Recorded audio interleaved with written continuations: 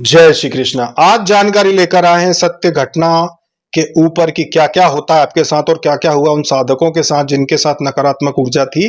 देखो, हम ये कहते हैं कि जब भी हम नकारात्मक ऊर्जा की बात करते हैं कि इनका प्रभाव कैसे जीवन पे पड़ता है, तो आप उनको प्रैक्टिकल अनुभव होता है अपने जीवन में तो आप उसको आप समझे कि हाँ भाई ऐसा होता है।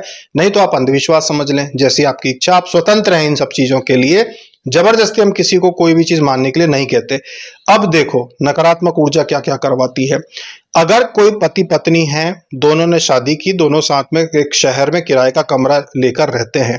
अब अगर नकारात्मक ऊर्जा उनके घर में है, जैसे कि मांसाहार बनता है घर में, अभी उनमें अध्यात्म का कोई ज्ञान नहीं है, दोनों कम उम्र के नई उम्र के हैं, आध्यात्मिक ज्ञान नहीं है और अपनी मनमर्जी की करते हैं कि भाई हमको ये खाना वो खाना, जो मर्जी वो खाएंगे, घूमेंगे फिरेंगे, एंजॉय करेंगे लाइफ।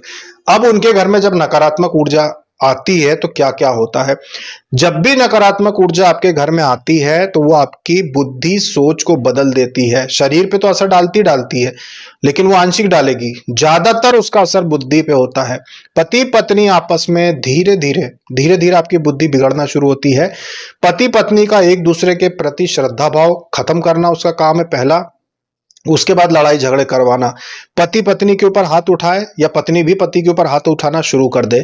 आप में से जब भी किसी व्यक्ति को ऐसा हो रहा हो कि आप अपने घर में लड़ाई झगड़े करने के दौरान अपने बच्चों को भी मारने दौड़ते हो, कि बच्चों की किसी, मान लो आपका बच्चा 6-7 साल का है और आप उसको मारने दौड़ते हैं, आप उसके ऊपर हाथ उठाते हो और खूब पिटाई कर देते हैं उसकी, और बाद में आपको बुरा लगता है कि यार मैंने कल अपने बेटे को पीट दिया, आपको लगता है कि मैंने उसको ज्यादा पीट दिया कल, तो ये समझ लो कि ये आपने नहीं पीटा, ये नकारात्मक ऊर्जा जो है वो आपको अपने बच्चे को पिटवा रही है आपके हाथों। ये नकारात्मक ऊर्जा का प्रभाव है। कोई भी साधारण व्यक्ति कैसा होता है हम आगे बताते हैं। तो जब नकारात्मक ऊर्जा आपके ऊपर हावी होगी तो आप क्या करोगे, सामान तोड़ोगे। कोई भी सामान, मोबाइल जमीन पे पटक के फोड़ दिया, ये एक साधारण मनुष्य कर ही नहीं सकता। जो मेहनत करके कमाता है, 10-10 रुपए का रिचार्ज करवाने वाला व्यक्ति जो 10-10 रुपए का रिचार्ज किसी जमाने में करवाता था और आज मोबाइल जमीन पे पटक के 8-10 हजार का 15 हजार का मोबाइल जमीन पे पटक के फोड़ दे, क्या ऐसा हो सकता है? हो ही नहीं सकता। ये नकारात्मक ऊर्जा करवाती है। नकारात्मक ऊर्जा आपकी बुद्धि को कमजोर करके जकड़ लेती है और उसके बाद ये सब काम करवाती है। सत्य घटना यह है कि एक लव मैरिज वाला जोड़ा था जिसने लव मैरिज की थी, तो अकेले रहते थे, रिश्तेदारों का कोई दबाव नहीं, कोई मिलना जुलना नहीं, अकेले दोनों पति पत्नी रहते थे। इनके ऊपर नकारात्मक ऊर्जा हावी हुई कि इन्होंने मांसाहार भी करना, अपने मर्जी से रहना और अपना जो भी नौकरी चाकरी करके घर चलाते थे, तो इनके ऊपर नकारात्मक ऊर्जा का असर हुआ। घर में प्रेत बाधा आई, ऐसे रहन सहन की वजह से, मांसाहार की वजह से। उसके बाद इनकी बुद्धि बदलना शुरू हुई, धीरे धीरे इनकी बुद्धि कमजोर हुई, वो इनके बुद्धि पे जकड़ना शुरू होगी नकारात्मक ऊर्जा। अब इनके आपस में जब भी लड़ाई शुरू होती तो पति पत्नी को पीटता, पत्नी पति को पीटती, दोनों एक दूसरे के ऊपर हाथ उठाते। बच्चे का घर में जन्म हुआ, उसके बाद बच्चा अगर रात में रो रहा है तो बजाय दुलारने के, लाड़ के, बच्चे पे भी चिढ़ना। बस जब थोड़ा बच्चा बड़ा हुआ तो कोई 6-8 महीने के बच्चे को या साल भर के बच्चे को हाथ नहीं उठाता, लेकिन जो पत्नी थी वो उसको भी चाटा मार देती, पीठ पे धम से मार देती कि क्यों रो रहा है, क्यों परेशान कर रहा है, चैन से नहीं बैठने दे रहा, चिढ़ना, ये चीजें होती। फिर बाद में पछताना कि यार इतने छोटे बच्चे को मैंने क्यों मार दिया। जब वो सो जाता तो फिर ये सोचती कि मैंने इसके ऊपर हाथ क्यों उठा दिया होगा, इतने छोटे बच्चे कोई मारता है क्या। अब जब वो बच्चा बड़ा हुआ, 4-5 साल का हुआ, तो पति था वो बच्चे को मारना शुरू हो गया। वो अगले दिन बहुत पछताता कि मैंने क्यों मारा होगा इसको, इतने छोटे बच्चे पे, मैं तो इतना प्यार करता हूं और बच्चे को फिर मैंने कैसे मार दिया होगा। अब इनकी अचानक से ऐसे ही अनजाने में ये घूमने के लिए एक जगह पे गए जहां पे मंदिर, जो प्रसिद्ध मंदिर नहीं होते शहरों में कि भाई ये मंदिर वो मंदिर, तो कुछ मंदिर ऐसे होते हैं जहां पे इतना बड़ा प्रांगण होता है, ऐसी व्यवस्था होती है कि कथा भी चलती है भागवत जी की। तो ये ऐसे मंदिर में दर्शन करने गए, वहां इन्होंने देखा कि कोई सी कथा चल रही है, तो थोड़ी देर के लिए बैठ गए। अब बैठ गए तो इनके ऊपर असर हुआ, उस कथा का प्रभाव पड़ा, तो इनकी बुद्धि कुछ चली कि कथा सुनने के बाद बड़ी शांति महसूस हो रही है।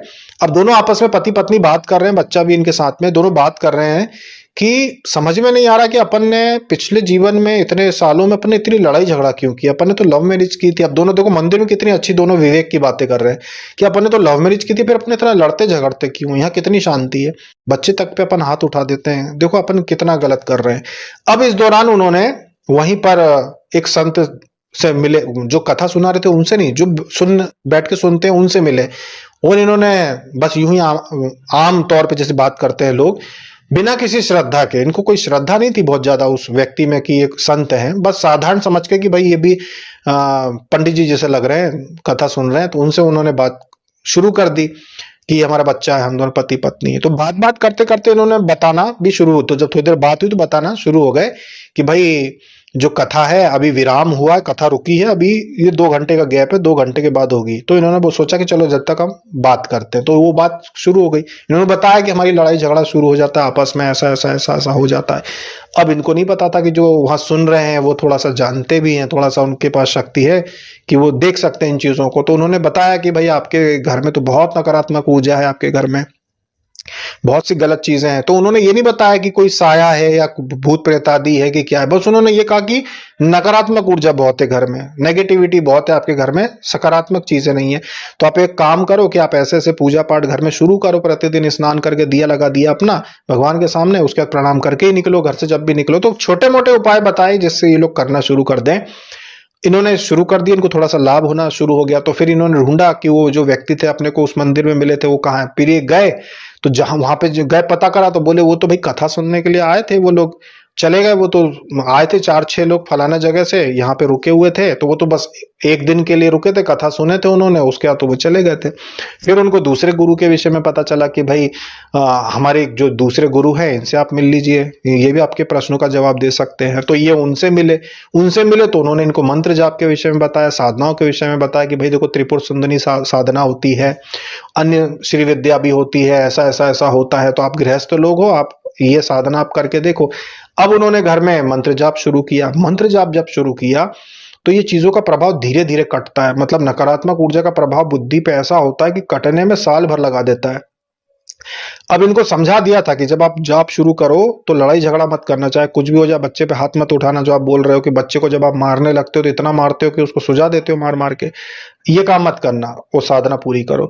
धीरे धीरे धीरे धीरे इनके ऊपर से नकारात्मक ऊर्जा का प्रभाव, प्रतिदिन ये समझ लो कि प्रतिदिन एक चावल के दाने के बराबर प्रभाव कम होता है। नकारात्मक प्रभाव जो मस्तिष्क में जो चढ़ता है नकारात्मक ऊर्जा के कारण, बुद्धि पूरी भ्रष्ट हो जाती है कि पैसा कमाना, घर लाना और कहां बर्बाद होता पता नहीं चलता। यही हो जाता है लोगों के साथ। तो एक चावल के दाने के बराबर नकारात्मक ऊर्जा प्रतिदिन खत्म होती है। तो साधना इन्होंने शुरू की, लड़ाई झगड़े बंद करके साधना इन्होंने शुरू की। धीरे धीरे धीरे उस चीज का जब प्रभाव इनके ऊपर से हटा, इतना इनको अफसोस हुआ, इतना इनको पश्चाताप हुआ, इतना रोने लगे वो दोनों, इतने रोए कि हमने इस बच्चे को, नकारात्मक प्रभाव था हमारे ऊपर जो भी था, लेकिन हमने कितनी बार इसके ऊपर हमने हाथ उठा दिया। इतना मासूम बच्चा है हमारा, आज जब पूरी तरीके से प्रभाव हट चुका है तो हमें इतना रोना आ रहा है कि हमने क्यों इसके ऊपर हाथ उठाया।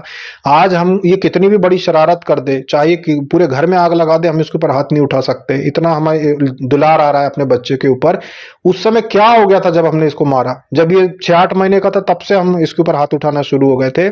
कि जब ये बहुत रोता था, परेशान करता था, तो हम इसको एक चांटा मार दिया। तो भले ही उस समय हम एक चांटा मारते थे जब ये छोटा सा था, पर चांटा भी मारते तो थे ना। आज हमारी इतनी हिम्मत नहीं है कि बच्चा हमारा 5 साल का है और हम इसके ऊपर हाथ उठा दें। इतना दुलार आ रहा है अपने बच्चे के ऊपर, इतना पश्चाताप हो रहा है कि हमने कैसे हाथ उठा दिया। नकारात्मक ऊर्जा का पूरा प्रभाव उनके ऊपर से हट गया। महीने लगे उनके ऊपर से हटने में, तो पूरा प्रभाव उठ गया। तो तब जाके वो होश में आया कि हम कैसा जीवन जी रहे थे, हाथ उठा रहे थे एक दूसरे के ऊपर। आज हिम्मत नहीं हो रही है कि उतनी ताकत से हम मार दें। पति की उतनी हिम्मत नहीं हो रही कि पत्नी को उतनी पूरी फुल ताकत से हाथ उठा दे, जिससे ज्यादा ताकत लगा लगा के मारते थे पहले। पत्नी जिस तरीके से हमला करती थी पति के ऊपर, जितने गंदे शब्द बोलती थी, आज साधना के बाद हिम्मत नहीं है कि वो उतना बोल दे। तो दोनों एक नींद में से बाहर निकल के आए कि हम कर क्या रहे थे। तो ये प्रभाव हर व्यक्ति पे होता है जो किसी प्रकार का पूजा पाठ नहीं करता, किसी प्रकार की जो भक्ति का काम नहीं करता, वो उस हर व्यक्ति के ऊपर ये हालत हो जाती है कि वो भयंकर चिड़चिड़ा, भयंकर गुस्सैल हो जाता है। नकारात्मक ऊर्जाएं उसके शरीर का उपयोग करती हैं कि वो जो भी ग्रहण करता है वो पाना और अपने हिसाब से चलाना, कि भाई तू सबसे लड़ झगड़, प्रेम से मत रहे, बस कमा खा और हम भी ते भोग करें, वो बस तू वैसे ही रहे। तो ये इतना खतरनाक प्रभाव पड़ता है नकारात्मक ऊर्जा का कि मनुष्य सोचता ही नहीं है बच्चों के ऊपर हाथ उठाते समय, घर में चिल्लाते समय जोर जोर से चिल्लाना बिल्कुल नहीं सोचेगा कि पड़ोसी क्या सुनेंगे, तो आवाज जाएगी तो क्या होगा। ये प्रभाव बहुत प्रबल होता है, सामान्य आरती वगैरह से ये नहीं हटता। इसके लिए साधना ही जरूरी है। अगर सामान्य पूजा पाठ होती है, किसी घर में सिर्फ आरती होती है, तो उससे प्रभाव नहीं हटेंगे। उसके घर में साधना होना चाहिए। साधना होगी जब आप कन्या भोजन जैसे कर्म करोगे, साधना करोगे, मंत्र जाप करोगे, हवन करने का प्रयास करोगे, तब इनका प्रभाव हटता है। और तब आप नींद से जागोगे कि एक 25 साल का व्यक्ति भी 60 साल के व्यक्ति के जैसे बिल्कुल शांत स्वभाव का हो जाएगा। कोई लड़ाई झगड़ा नहीं, कोई मारपीट नहीं, किसी प्रकार से वो उग्र नहीं होगा और अपने बच्चे को दुलारने लगेगा। तो जो लोग अपने बच्चों पे हाथ उठा देते हैं, बहुत चिड़े है, गुस्से वाले, वो साधना करके देखिए। आप लोग अपने ऊपर से नकारात्मक प्रभाव हटते देखिए। 6 महीने के बाद जिन बच्चों पे आप हाथ उठाते हो, आपको 10-12 साल का बच्चा, 15 साल के बच्चे को भी आप गले लगा के बात करोगे, इतना दुलार आ जाएगा। क्योंकि नकारात्मक शक्ति का प्रभाव हटा, तो 15 साल के बच्चे को भी आप गले लगा के बात करोगे, बड़े प्यार से बात करोगे, दुलारोगे, उसके सर पे हाथ फेरोगे। नहीं तो नकारात्मक ऊर्जा का प्रभाव है तो आप 4-5 साल के बच्चे की भी भयंकर कुटाई करोगे, इतना असर होता है। तो ये असर होता है नकारात्मक ऊर्जा का। अगर ऐसी कोई भी घटना आपके घर में हो रही है, आपके साथ हो रही है कि बहुत गुस्सा आता है, अंड संड चिल्लाते हो, अंड संड आप गुस्सा हो जाते हो, पति पत्नी या बच्चों के साथ मारपीट करते हो, तो नकारात्मक ऊर्जा है। इसके लिए आपको साधनाएं करना चाहिए। जो भी साधना आपको करने का मन हो, उस साधना से आप साधना के क्षेत्र में प्रवेश कर सकते हैं। शिव भैरव साधना से शुरू कीजिए, या महालक्ष्मी साधना से शुरू कीजिए, या अप्सरा साधना से, या नवाण मंत्र साधना से। जो भी साधना करने का आपका मन है, उस साधना से आप प्रवेश कर सकते हो। और उसमें हम आप लोगों की सहायता करते हैं, जानकारी उपलब्ध मुफ्त में, बिना किसी शुल्क के। व्हाट्सएप पे जानकारी हम आपको उपलब्ध करा के और सहायता करते हैं। तो ये थी सत्य घटना एक शादीशुदा, लव मैरिज वाले शादीशुदा जोड़े की, जो आज इतने शांति से रहते हैं, तीर्थ स्थानों पे भ्रमण करते हैं। वो हर तीर्थ का वो लगभग 50% तीर्थ वो कर चुके हैं अपने देश के, बाकी के 50% भी वो कर, वो 6 महीने साल भर में एक यात्रा पे वो जाते ही हैं दोनों बच्चे के साथ। तो वो अच्छा जीवन जी रहे हैं। वैसे ही आप भी जीवन बदलिए अपना और भक्ति के मार्ग में आगे बढ़िए, जिससे आपका भी कल्याण हो। अभी तक के लिए इतना ही। जय श्री कृष्णा, जय शिव शंभू, जय माता दी।